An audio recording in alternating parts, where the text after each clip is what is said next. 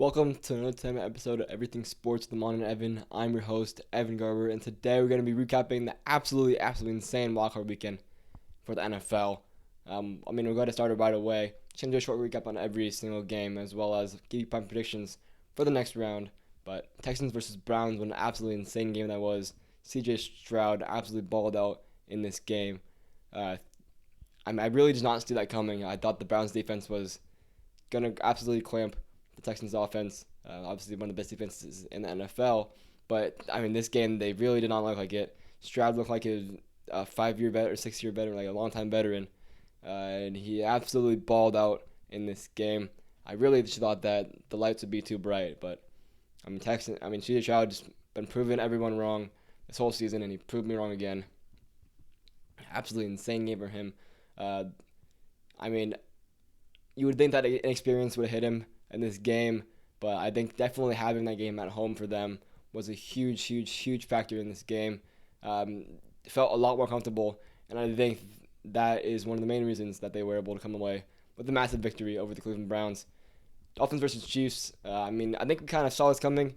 I think people expected it to be a bit of a closer game than it was, but we definitely did see it coming that Tua was going to struggle in the cold weather, and he definitely did in this game.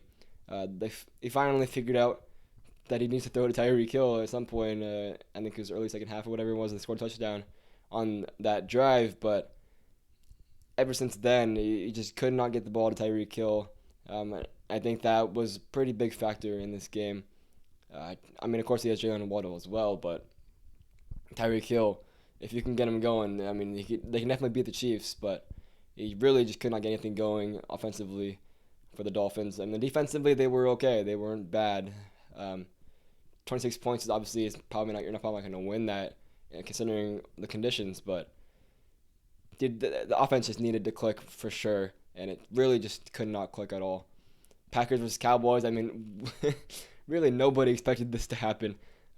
Packers just pretty much annihilating the Cowboys. Of course, the score was a 16-point game, but it really was not a 16-point game at all. What an absolutely insane game. I really just can't believe it still.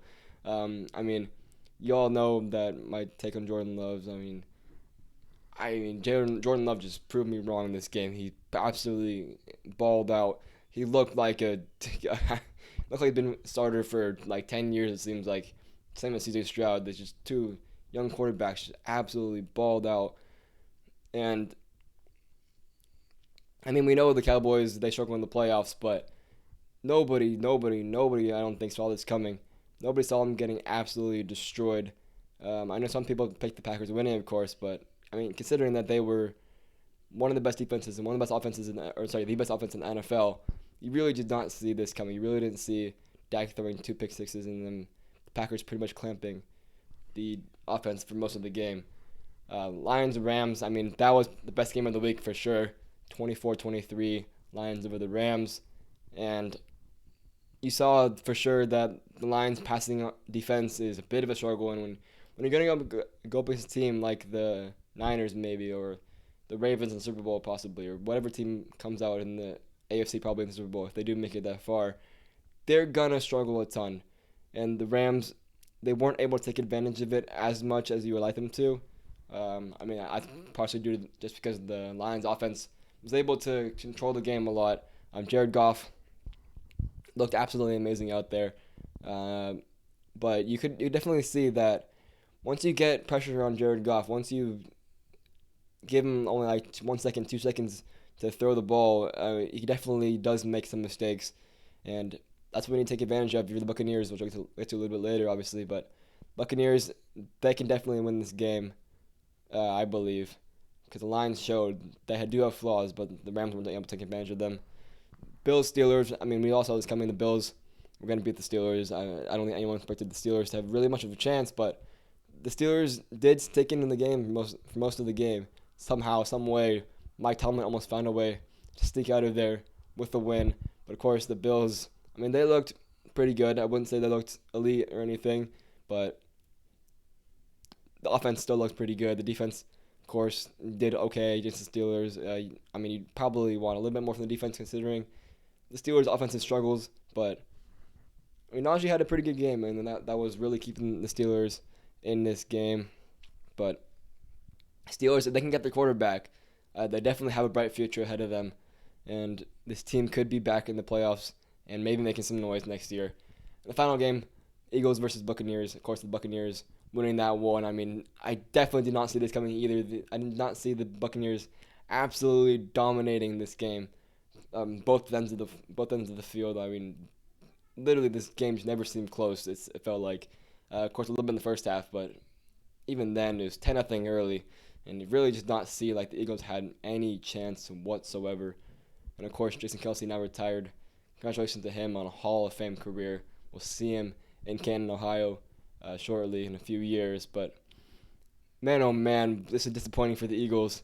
They definitely have so much to worry about now. So many free agents out there. Of course, Jason Kelce now retiring. And this offseason does not look good for them whatsoever. And I want to go back to the Cowboys a little bit, actually, and I want to talk about how this actually may be a blessing in disguise for them, because now you may have to fire the coach. You may have to fire McCarthy, and I think it's time for him to go. I mean, you can't have this many playoff flops over and over and over again and still keep your job. And I think that now that Belichick is out there or Harbaugh's out there, you definitely have to go and chase after one of them. Have to go get one of them. And I think that would turn this team around. I think that's partially a blessing in disguise that McCarthy and the Packers did lose. I'm sorry, the Cowboys did lose this game. McCarthy should be out of here, I believe. I think you have to go out and get Harbaugh, get get a Belichick, and go out and get one of those guys, because them with their playoff experience, with their experience all around, they can lead this team, I believe, to the Super Bowl, which they've obviously had the team to do it. Just a matter of if they can do it in the playoffs. And we'll get to my predictions now for the next round. We got the Buccaneers taking on the Lions. I definitely have to go with the Lions in this game. Buccaneers, though, I believe that they do have a good chance. Like I said, the Lions showed many flaws in this game, but in the game against the Rams. But I just don't think the Buccaneers have enough to take advantage of those flaws. I think that the Lions just have so much elite offense, elite defense out there, or at least defensively, the rushing side. I think it's partially what helps the Buccaneers is their running game, because that's the passing game, which Baker Mayfield, of course, has been looking pretty good. But I think in a big game like this, Baker Mayfield is going to show a little bit of his true self, and he's going to fold a little bit in this game. Texans-Ravens. I think this one honestly could be a very good game, because we did see what C.J. Stroud just did this past weekend to the Browns defense, and the Ravens defense is obviously one of the best in the NFL as well. This game is probably going to be a really high-scoring affair, I would think, although the Ravens defense did absolutely destroy the Niners. So, I don't really know what this game's going to unfold, but I do think the Ravens are going to come out with the win here. They are definitely the better team. I think the better team is definitely just going to come out with the win in this one. Packers-Niners, again, as a Niner fan, I definitely was not scared of the Packers just a couple days ago, but now they'd absolutely dismantled the Cowboys. It's definitely a bit scary, but I do think the Niners are going to come away with this game. Again, they're one of the best teams in the NFL all around, and I just don't see them losing to the Green Bay Packers in this game. And then finals game, Chiefs versus Bills, the rematch we've all wanted to see. And honestly, I'm going to stick with the Bills in this one. I predicted it from the start, and I think the Bills are still going to win this game. I would have liked to see more from the Bills this past weekend, though. I would have liked to see a little bit more of a domination in the game. But I just think that the Chiefs don't have enough offensively to keep up with the Bills, because, we've seen the issues that the Chiefs have had throughout the season with their receivers. Of course, Rashee Rice is absolutely insane. Of course, Kelce is insane as well. But outside from that, those two guys, you don't have much at all. And even Rashee Rice and Travis Kelce have dropped a lot of passes before. So I think those drop passes are going to be major issues for the Chiefs, and the Bills are taking advantage of them. Come away with the win. But with that, that is the end of the episode. Make sure to comment down below your guys' predictions, as well as your guys' takes on this past weekend.